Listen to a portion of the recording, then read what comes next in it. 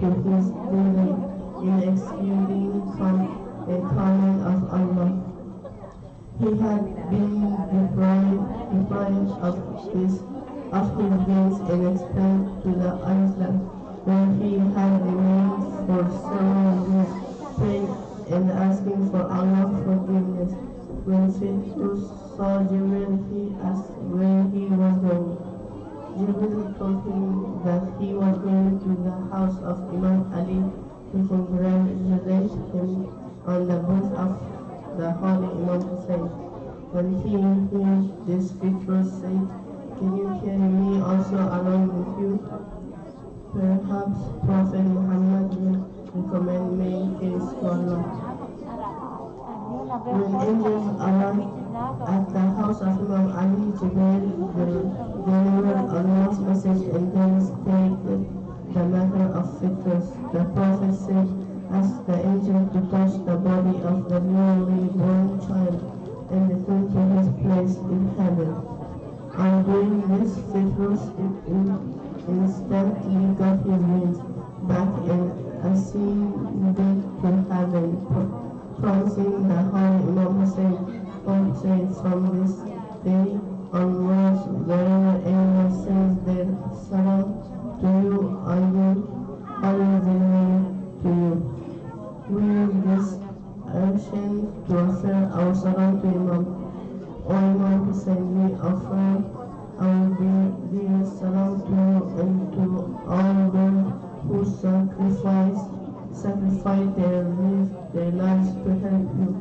May Allah's salam be upon you for as long as there is night and day, and may this salam not to be our last salam to you. We offer our salam to you and to your son Ali ibn Hussein, and to your other children and to your companions. Wassalam. Salam.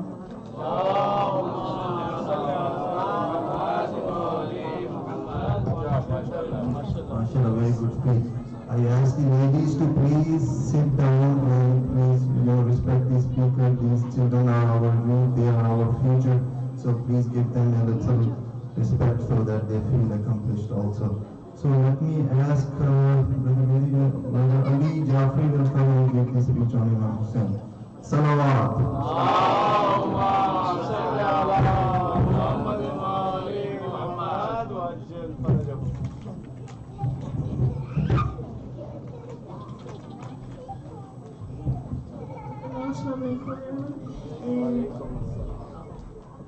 So my name is Ali, and my last name is Jafri, and my middle name is Heather. And I have a speech I'm going to do today.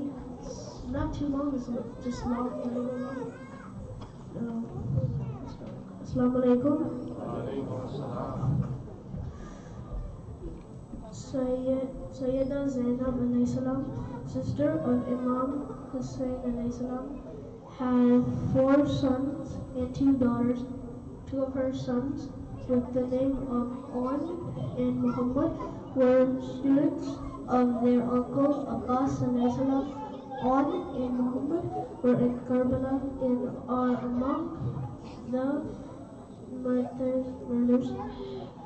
On the day of Ashura, when the battle began, Sayyida Zainab alayhi salam light the curtain of the tent and saw that On and Muhammad were following Imam Hussein alayhi salam. She called out to your sons and said, "O my sons, you have still not gone to fight." On and Muhammad said, "O mother, Uncle Hussein will not let us go." Sayyida Zainab alayhi salam called Imam Hussein alayhi salam to her tent and said, "My brother, why will you not accept my sacrifice?"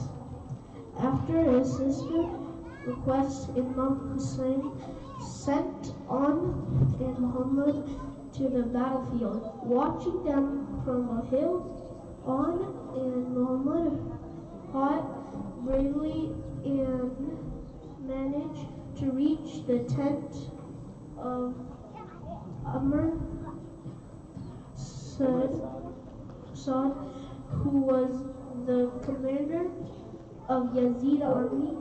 Amr said, asked who they were, and was told that these two boys are grandsons of Imam Ali alayhi salam. Hearing this, Amr said, ordered his soldiers to surrounded on and Muhammad from all sides and to hit them with stones and arrows. When Imam saw this, he called out to Hasan to come with him as they ran towards on in Muhammad. They heard the children crying, "Oh, Uncle Hussein!" When the Imam reached them, they had been murdered. Imam Hussein alayhi salam cried on, and Harzan Abbas alayhi salam cried Muhammad back to their camp. When Sayyida Zainab saw her murdered sons, she thanked Allah for having accepted the sacrifice. Salam.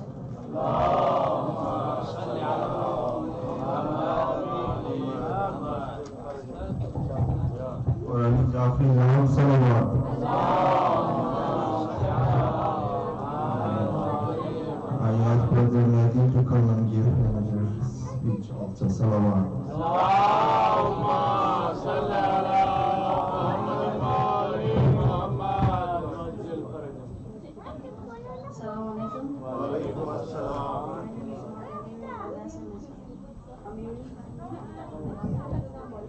Today I'll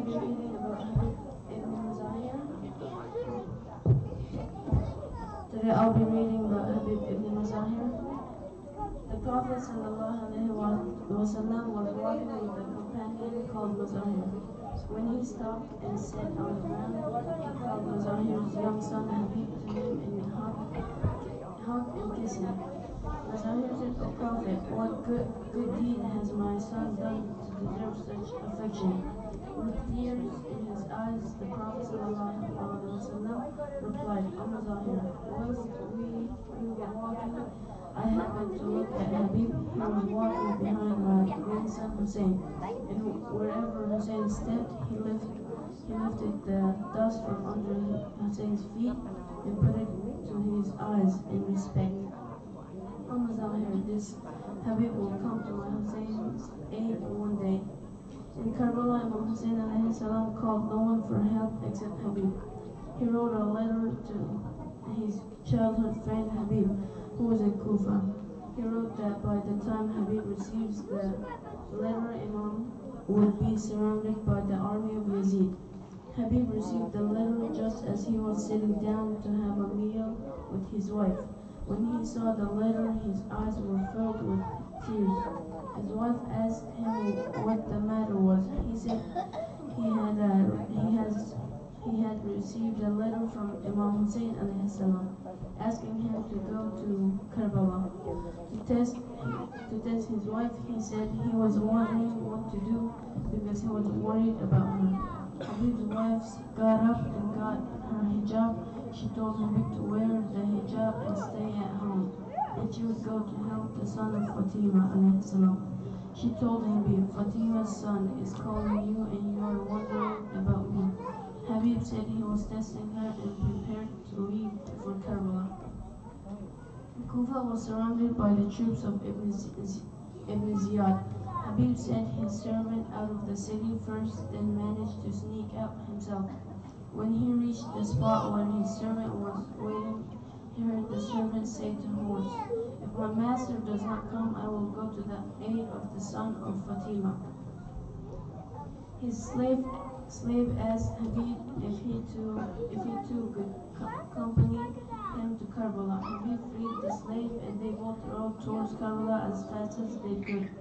In Karbala, Imam Hussein was distributing the weapons to all of his soldiers. There was one spear left when someone asked, "O son of Prophet, who is the last spear for?"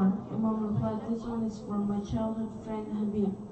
Just then Habib could be seen walking towards the camp. Imam Hussein ran forward to greet him. Habib fought bravely on the day of Ashura. When he fell from his horse and cried out, "Oh my master Hussein, help me!" Habib passed away while hugged by his best friend in his life, Imam Hussein alayhi salam. Salawat.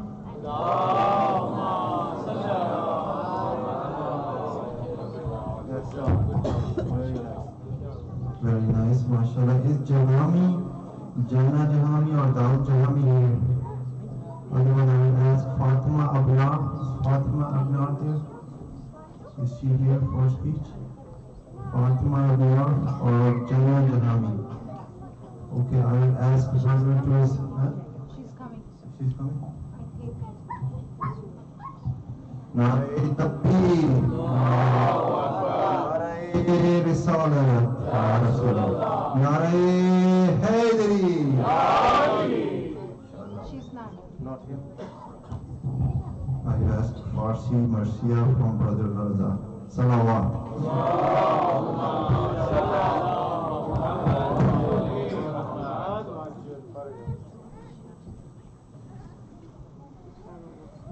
Bar Muhammad wa Ali Muhammad Salawat.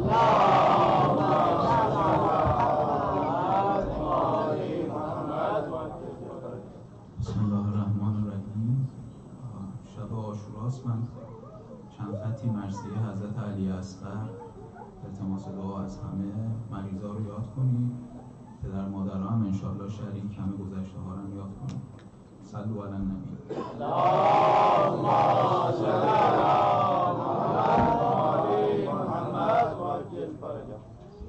داداش از خرم بی تو بی چرا خواهرت الهی بمیره. داداش از خرم بی تو بی چرا خواهرت الهی بمیره.